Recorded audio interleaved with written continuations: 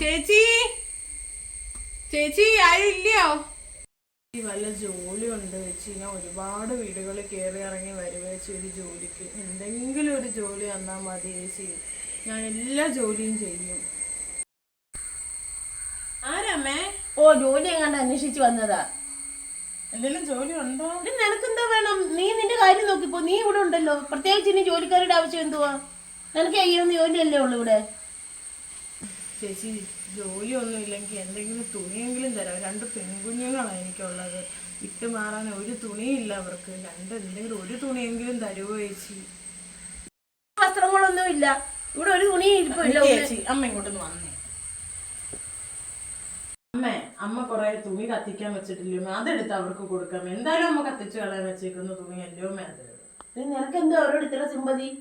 നിന്റെ തുണി വല്ലതും ഉണ്ടെങ്കിൽ കൊടുക്ക. എന്റെ തുണി എന്റെ ഇഷ്ടത്തിന് ഞാൻ എല്ലാം ചെയ്യും. അമ്മ കത്തിക്കുന്ന തുണിയല്ലോ. കത്തിക്കുന്ന ആയാലും അല്ലെങ്കിലും എന്റെ തുണി എന്റെ ഇഷ്ടം പോലെ ചെയ്യാനുള്ളതാ. നിനക്ക് വല്ലതും ഉണ്ടെങ്കിൽ കൊണ്ട് കൊടുക്കും. നിന്റെ ആരാ അവര് ഇത്ര സിമ്പതി എടുക്ക? അമ്മയ്ക്ക് അവരൊരു വെറു സ്ത്രീ ആയിരിക്കും. പക്ഷെ ഇതുപോലെ ഓരോ വീട്ടിലും ജോലി ചെയ്ത എന്നെ എന്റെ അമ്മ വളർത്തിയത്. അതുകൊണ്ട് എനിക്ക് വിഷമം വരും അവരെ കാണുമ്പോ. എൻ്റെ ഉള്ള തുണി ഞാൻ കൊടുത്തോളാം. അമ്മ തരണ്ട കേട്ടോ. ചേച്ചി എൻ്റെ കയ്യിൽ ഇപ്പം ഇതേ ഉള്ളൂ. ചേച്ചി ഇത് കൊണ്ടുപോകും കേട്ടോ. ഒരുപാട് നന്ദി മോളെ. നിന്നെ ദൈവം അനുഗ്രഹിക്കട്ടെ.